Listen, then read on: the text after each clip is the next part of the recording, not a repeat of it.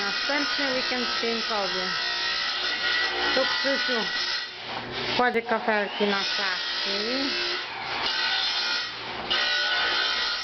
Tu ciocia śpi razem z krzesłami, bo przeszkadzały. Na głowie ma koc, bo tak głośno. A tu to już w ogóle cała fabryka. Krzysiu piłuje kapelki. A wujek Jurek nie drzewo. Nie drzewo, nie wiem czy słyszycie. Robota na całego.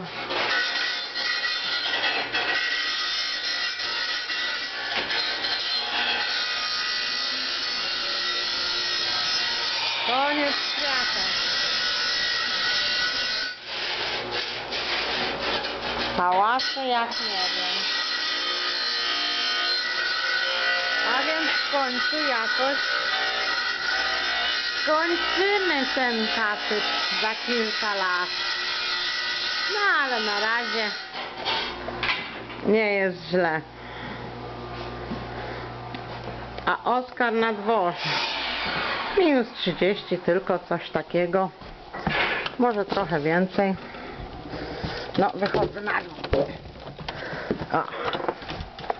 O, zimno, uciekam. Do widzenia.